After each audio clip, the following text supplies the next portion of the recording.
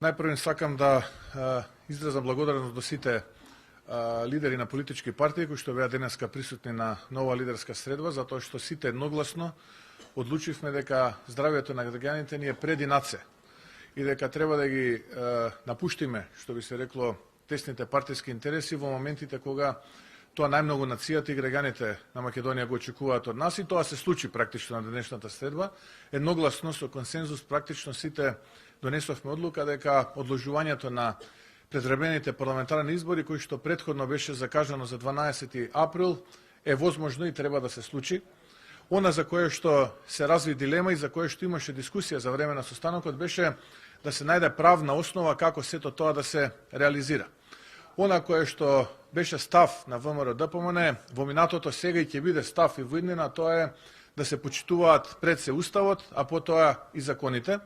Имаше неуставни предлози на самиот состанок да се свика собранието, повикувајќи се на некои минати искуства, но од наша страна беше аргументирано дека тие минати искуства со тоа што денеска е реалност во Македонија не може да се споредат, бидејќи и ситуацијата, но и состојбата не се исти, и не само тоа, тогаш одлуката која што ја носеше собранието беше со одложено дејство, и заради таа причина тогашниот Уставен суд донесе одлука, бидејќи не се познава во Уставот одлука со одложено дејство, туку донесена или не донесена одлука, се случи тоа што се случи, па собранието мораше два пати да се враќа.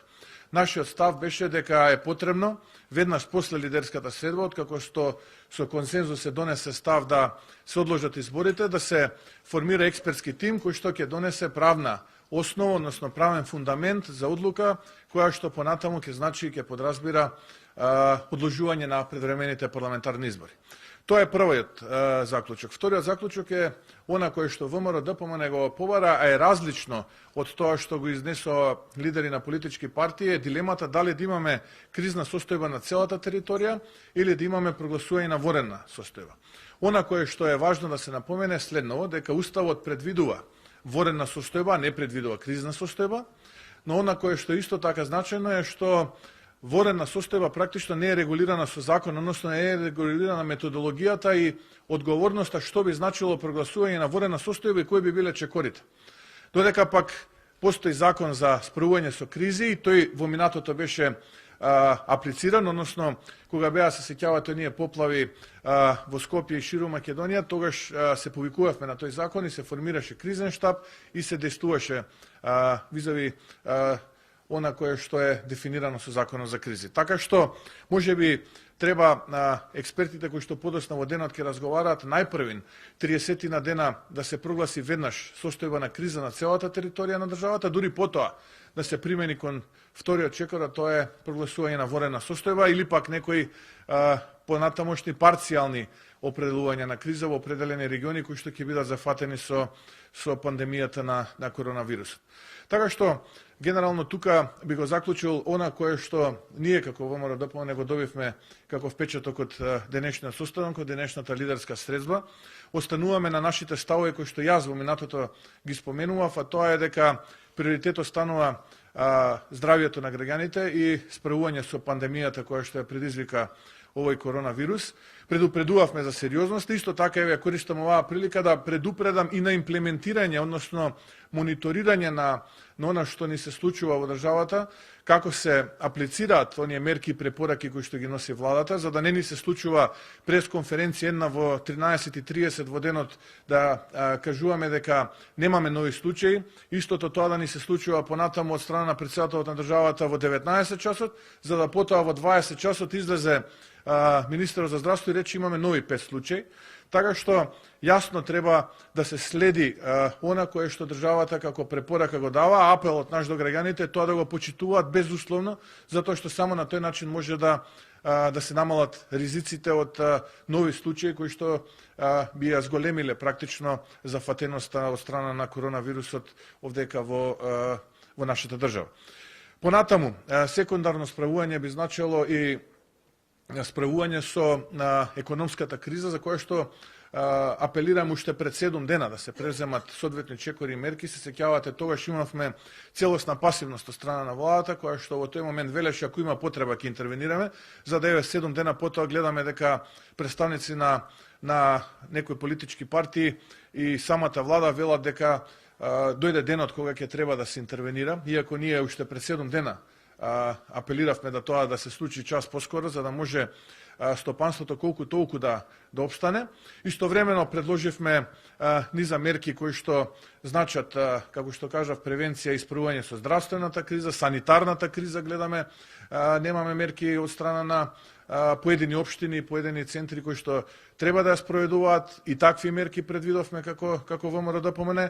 Остануваме фокусирани, ние ќе предлагаме, оставаме на владата да тоа што ние го предлагаме како мерки, да таа ги аплицира и ги применува. Се разбира, ќе бидеме проактивни и ќе учествуваме и понатаму. Нема да критикуваме, критиките ќе ги оставиме за некои други времењи, откако ќе заврши оваа состојба која што денеска ни се случува со пандемијата на коронавирусот. Но на што е важно е да се каже, еве долгата приказна на кратко да ја сумирам, денеска да се состанат експертски тимови, да се најде правен фундамент за одложување на изборите, бидејќи веќе постои политички консензус помеѓу политичките партии, а дури потоа можеме да зборуваме за понатаму како за дати, кога би се случувале тие избори, така натаму. Не постои правна основа за повторно свикување на собранието, така што да останеме сите фокусирани и да се справиме со можеби еден од најголемите предизвици на човештвото, тоа е оваа пандемија на коронавирусот, не само овде кај нас, туку и во целиот свет, и паралелно со тоа да се справуваме со санирање на последиците од економската криза, која што сериозно зема замав во целата држава. Благодарам. Ако имате прашање. Господин Мицковски, Тамар Грнчарска, Телма телевизија, дали има дадено рок за експертската комисија до кога да излезе со правно мислење за одлагање на изборите, и дали тоа би значило дека виднаш потоа ќе имате лидерска или веќе закажете лидерска? Во текот на денот треба да се состанат експертите кои што ќе ги повика господин Пендаровски, ќе седнат, ќе разговараат, ќе пронајдат заедничко решение. На состанокот е поканети господинот Џафери, господинот Спасовски, така што заеднички треба да излезат со став и правно толкување на тоа како треба да се одложат практично закажаните избори, а потоа да донесат и заеднички став која институција и на каков начин ќе се закажат следните парламентарни избори, затоа што се зависи од тоа како ќе се справуваме со состојбата на пандемија на коронавирус. Вчера председателот Пендаровски имаше една изјава која е на линија со вашата, дека не е потребно воведување на вонредна состојба и дека е доволно прогласување кризна состојба на целата територија. Денес господинот Заев имаше една изјава пред вас во која кажа дека мора да се воведе вонредна состојба и дека не се согласува со тоа што вие не сте се согласиле со истото. Каков беше денес ставот на Пендаровски? Одеше на линијата од синоќ или на линијата на Заев? Па јас го пренесов нашиот впечаток од денешниот состанок. Морам да признам дека поедини учесници на состанокот има еден став на почетокот на состанокот, за да на крај сите заеднички се сложиме, откако сите ги презентиравме нашите ставови, дека едногласно се согласуваме дека треба да се одложат изборите и да се формира тим од експерти, наместо противно на уставот да се свикува собранието, овој тим на експерти да најде правна основа како овие избори би се одложиле, а потоа истите да се закажат.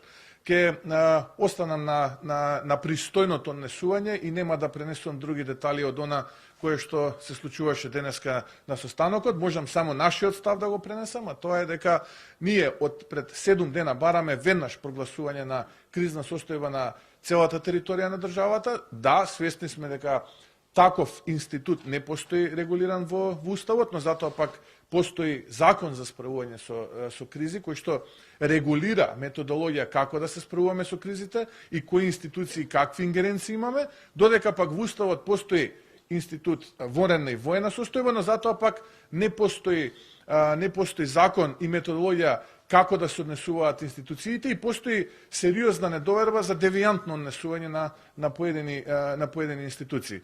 Затоа, еве ќе се задржам на она кое што е наш став во овој момент, прогласување на кризна состојба од 30 на дена, а доколку експертите утврдат дека е неопходна вонредна состојба да се прогласи од страна на председателот, бидејќи уставот предвидува дека тоа може да го направат 2/3 од пратениците, 30 на пратеници да свикаат таа седница, или пак тоа да го направи председателот, во услови кога немаме мандат на собраниски состав, единствен кој што може да прогласи таа вонредна состојба е председателот на Републиката, во случајот господинот Пендаровски. И сега околу ова девијантните појави, сега би јас да ја прашам на институциите, како ќе аргументирате вие против прогласување на вонредна состојба, бидејќи од тоа што можеме да го видиме, тоа што го кажа господинот Заев, тие ќе инсистираат на вонредна, мене ми изгледа дека се користи ситуацијата за да се воведе апсолутна власт. Она што е за нас важно во моментот е да најдеме начин како да се справиме со пандемијата од коронавирусот и да не ни се случува да имаме стратегија од час во час, да излегуваме во 5 часот немаме случаи, а во 6 часот да ни се случат нови 5 случаи. Тоа е загрижувачки за нас. Тоа значи дека никој не ги следи препораките на владата, дали се имплементираат и како се имплементираат и која е одговорноста на тие што не ги почитуваат препораките на владата. Такви институции ние не видовме. Второ, значаен за нас сегмент е справување со санитарната криза.